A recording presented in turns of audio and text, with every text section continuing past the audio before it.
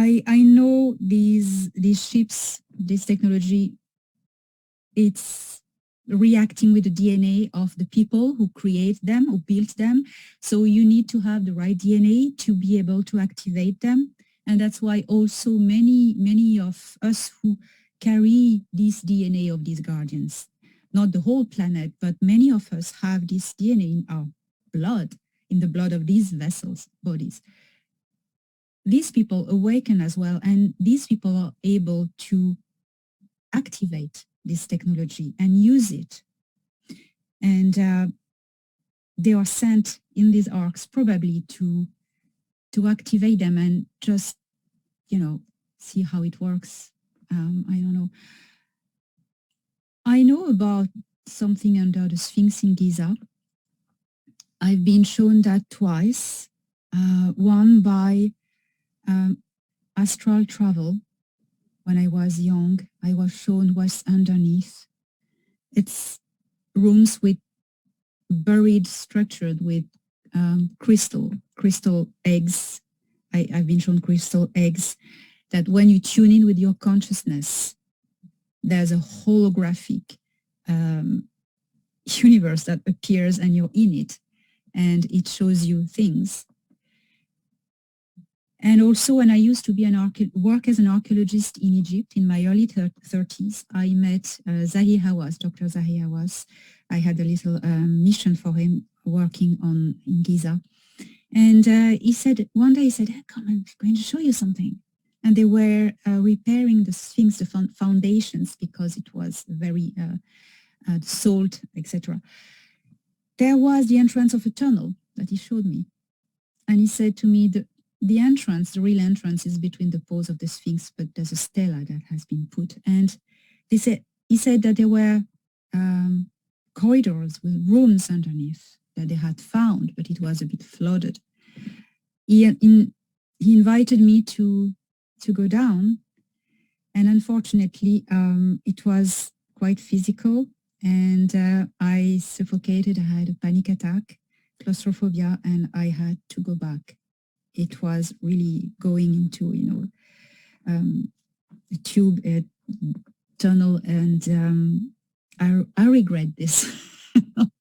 But there were rooms, and I know it corresponds to what I was shown. So I know that is there somewhere under the Sphinx. Well, when it comes to having the right DNA, I know my army source, JP, he has been taken into these Sphinx recently on covert missions with the army, but he was telling me about into these arcs. He was telling me about these arcs back in 2014, and that he was being taken into them by different ET groups and by covert operatives, and that he was able to go in, and it was quite clear to me then that they were using him to find out what was going on in there, or the ETs were preparing him for a future time. He said, there's a future time coming where, these arcs will surface and, they will represent the future of humanity in some way, whether it's to evacuate, whether it's to help us move forward in some way. So fast forward now, in the last 6 months or so, he's been on several missions to these arcs, and he's described going in them, and that when he goes in, that only a few people can activate the technology in there, that things light up when these people move in there. And it's exactly what you were saying, that some people have the DNA, but many others don't. He was saying that it's only a minority have the DNA, have that ability for these technologies to switch on. And I guess Alex, you said there's 200 million star seeds on the planet. Well, if you kind of calculate, we've got like 8 billion people, so 200 million. What's that? That's about 4% or something like that. It's only a small percentage of 8 billion. My math, I need to check my math there, but we're talking a small percentage of the population. But that sounds about right in terms of many of the star seeds do carry the genes within them, or the frequencies to activate these technologies.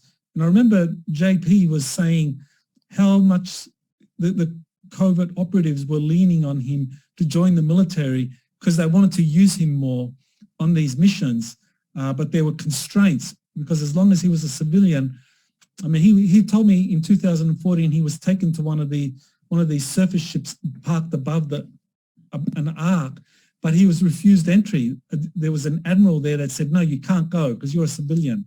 Get out of here. So eventually he joined and he went into that ship in the Atlantic Ocean in the Bermuda Triangle twice in the last few months. So yeah, they definitely are looking for star seeds. They're looking for people with the right DNA because the military, you know, whether we're talking about white hats, black hats, they don't have the genetics. So they call on the star seeds that do. So either one of you want to kind of elaborate more on the genetics and the DNA that's necessary to activate these technologies? It's like it's a resonance. You need to be at the right frequency to activate the frequency because you bind with the ship, you bind with the consciousness of the vessel, and there is an interaction, and you can activate it and control it because it's the same frequency exactly. And yeah, I don't know how to explain it better, Alex. The military is fully aware, both light and dark, that many souls have come back in time to this moment.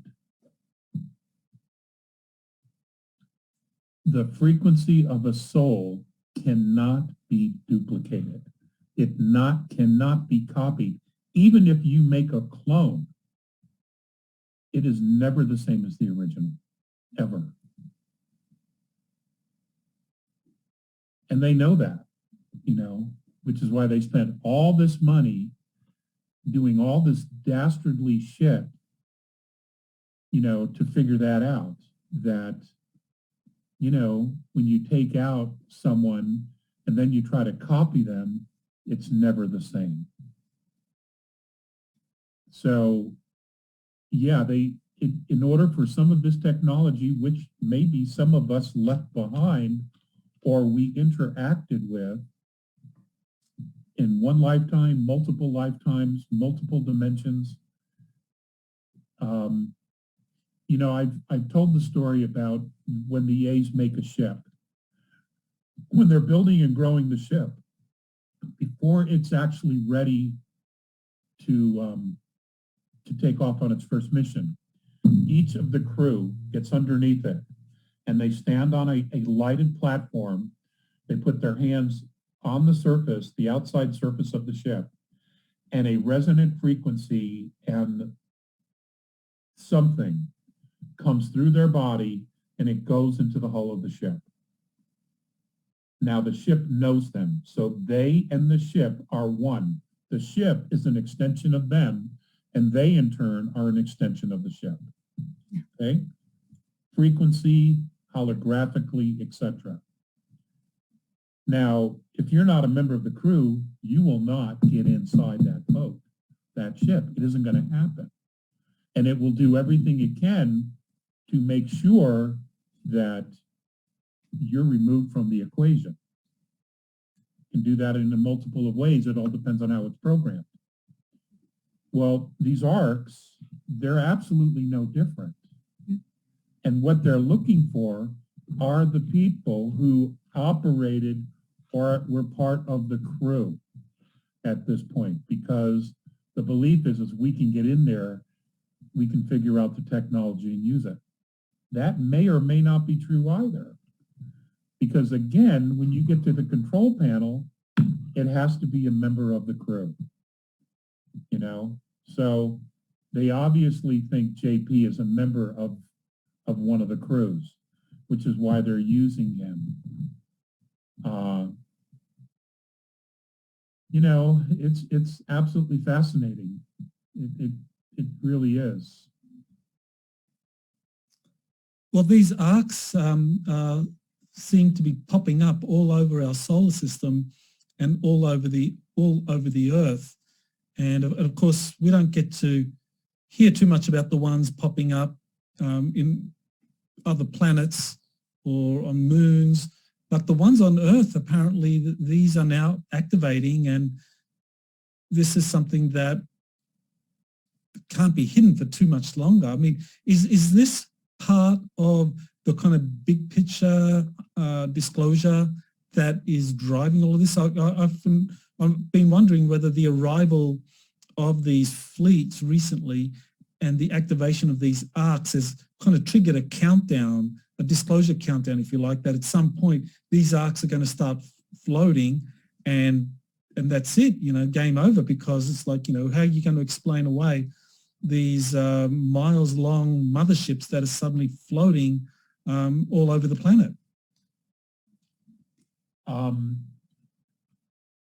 know Elena knows this, and Michael, I'm sure you do as well.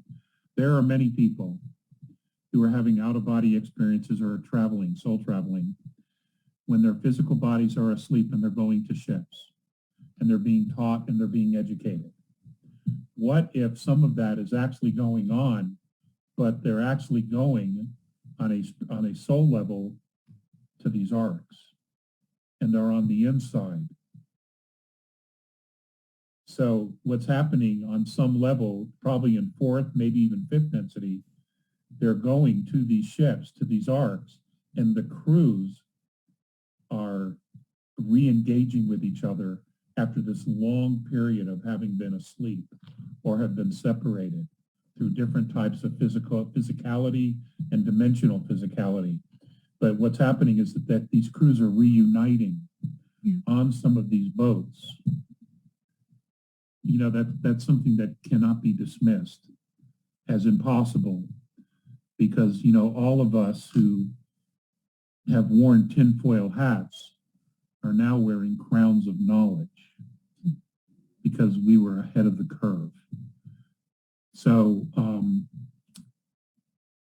I would suspect that some of that is actually going on, that, you know, because your soul in fourth and fifth density has a physicality, right? So you're there, you'd be able to operate equipment and do all the things that you think you could only do in third density. It's really an extraordinary time. So do you think we're kind of like on this disclosure countdown with these arcs, that's what obvious. they're all about? Even if the arcs weren't here, we're still on a disclosure timeline. Yeah. Yeah. Anyway. Even without it. Yeah. Anyway. And they are so sure that these arcs won't fall into bad hands, because we are getting rid of our human dark controllers, you know, all these people. We are doing our job. You know, the ETs, they have removed the ET equations. They've gotten rid of the grays, rid of the reptilians in the star system. Now it's to the people of Earth to get rid of their human problems. And that's what they're doing at the moment. But the galactics, and the intergalactic people, anyway, they are so sure that we are doing it because they know the future. They know what's going to happen now, because as Alex was saying, we're swinging towards the good timeline, positive, progressive timeline. And so now that, you know, this technology won't fall into the bad hands. You know, some had found these arcs. Some, you know, I know the Dark Fleet had their hands on one in Antarctica, and they couldn't figure it out how to activate it. Why the Nazis were so obsessed with ancient civilizations and trying to find, you know, ancient astronaut technology, and they were so obsessed by archaeologists. But whatever they found, they could never activate it, because you need to be on a certain level and you need to have the right DNA. So that's what all the troubles they were making. They wanted this power, and they wanted the people with the right DNA. I know in few other places on Earth, some dark governments have had hands on them. Recently, Thorhan told me that in Ukraine, the Arks was already discovered by shadow government, and they were trying to activate it, and nothing they could do. It was impossible. They couldn't. But then the Arks started to activate by themselves. And now then it needs to be in the right hands. You know? But it does. So yeah, I don't know what. Yeah. Well, I think the Guardians are here to make sure that that happens. Yeah. And they're going to make sure it happens. It's just like, okay, you put a bunch of humans in a room and you remove the oxygen, what happens? They cross over. Well, with the dark side, if you remove the frequencies and you remove the food source and their energy, they die. They leave. And that's exactly what's happened. You know, there's still crap going on here, but it's more of a human element than it is an extraterrestrial element. And, you know, we have our work. We still have some work cut out for us in removing that human element and setting it straight. Or I don't know if there's a better word for it. Removing it from the equation if necessary. Finishing the job. Yeah. Well, not everybody knows what that means. Yeah. I'm a John Wayne fan. Removing them from the equation. You know, Yeah, that's right. They've had every opportunity to figure it out. And so, you know, their DNA has been categorized in the A file, which stands for assholes. So I'm retiring soon, so I can say what I want at this point. That's great. Elena, I know you've received messages from Thorhan about this Ukraine arc and this, how the deep state people got their hands on it and they couldn't activate it, and it was time for that to be controlled by the White Hats. So, I mean, you're really saying that this is one of the major reasons for the Russian intervention in Ukraine. I mean, is this, because this is one of the things that I actually fascinated me when I first got involved in exopolitics was, you know, what was the real reason for the US intervention in Iraq? You know, I mean, they talked about the weapons of mass destruction, but really it turned out that they were there for Stargates. The US intervened for, and one of the things that they did was they made a beeline for this ancient Sumerian city, Ur, where the Stargates were and where the records of Gilgamesh were kept. And that US military did this, and they built a big base around the city of Ur, or the ancient, what was left of it. So now we're seeing Russia kind of did the same thing in Ukraine. I mean, the first city it captures, or the region it captured, was Kherson, and that's where this ark is located, under the ground of Oleshki Sands National Park.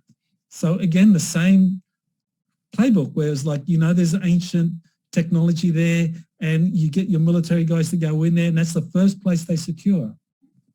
Yes, a month ago, I think, I passed on to you this message from Thorhan. We're talking about the Arks. He said he couldn't disclose all the places where they are on Earth for safety reasons, and we totally understand that. But he mentioned few of them. It was South America, the one in the Atlantic Ocean, which was the biggest. He said Europe, Central Europe, and Russia, North and West. 2 arcs in Russia he mentioned. So Giza was on it as well. But yeah, and then that was before everything went like this in Ukraine. Yeah. Mm-hmm. Well, all that's just a distraction. Yeah. You know, no matter what you say about that situation, we're going to trigger somebody. But, you know, there's also Black League ships here. Yes. Yes, there are. Yes, there are. Can you elaborate on that, Alex? What is the Black League? Who are the Black League ships? Well, some of them were called dragonflies, or what we would call a dragonfly. And now I'm not referring to an X-wing from Star Wars, but have you seen the new Dune movie? The new version of Dune? Okay. They have something that's very, very similar to a Black League dragonfly on the planet with the spice. It's very, very similar. In fact, I was blown away to see it. Our solar system was, because of all the planets and asteroids, was a very good place to hide after attacking huge Orion convoys. And many of us never made it out of the solar system. And we planted our ships in specific areas. Now, here in the U.S., the Southwest was idealistic for that because of the weather and all of the caves that existed. And there are places from Palm Springs all the way to the Texas border where there are craft waiting to be turned on. And, you know, they hold crews of 3, 4, 5. That's max. And they're weaponized craft. They're weaponized. That's what they were used for. So, you know, and there are people who are hearing my voice who have known me for years, who know exactly what I'm talking about, because we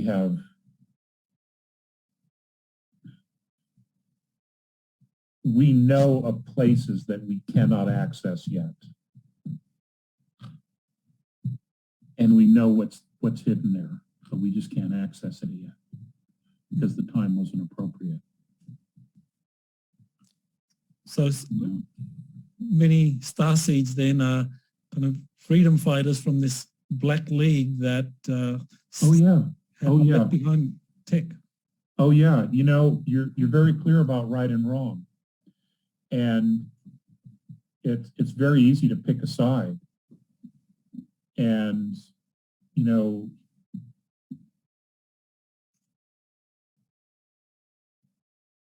you always champion the underdog. I don't know what it is, but we just do. We just know, and that's exactly where we're going to go. We're going to champion the underdog, and we've always done that. You know, and there are trillions of starseeds all over the galaxy and in other galaxies. I mean, if we have just 200 million on this planet, imagine what's out there that's still rooting for us in other worlds or other places, or they're part of the crews of the ships that are here now, the fleets. You know, they've done this work in other lifetimes. And, you know, that's the contrast.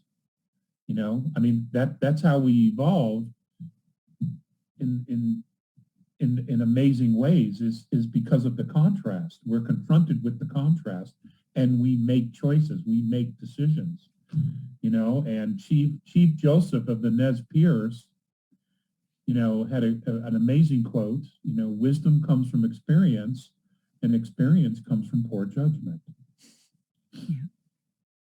You know, we've all been there in this life and in others. you know, and generally the poor judgments are because we lack information, but we're forced into a situation where we have to make a decision. And it doesn't always turn out the way we think, you know?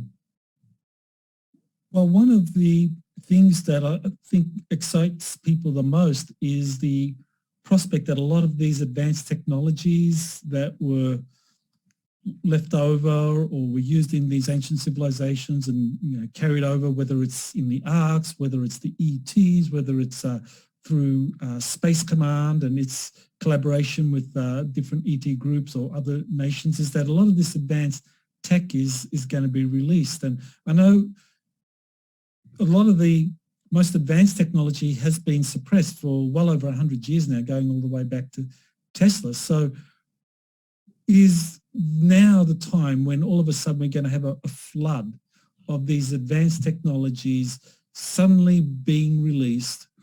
And kind of like, you know, is it going to be like all of a sudden we're given these advanced technologies by the ETs, working through organizations like Space Command or working with private companies like SpaceX and Starlink, or will it be just through inventors all of a sudden, you know, reinventing the wheel, that, you know, the pressure's off, that they can file patents with the Patent and Trademark Office, and it's not going to be just locked away under some secrecy order, you know, gathering dust, but it's like, okay, the patent will be granted and now they can go and build an anti-gravity craft or build a holographic healing device or something like along those lines.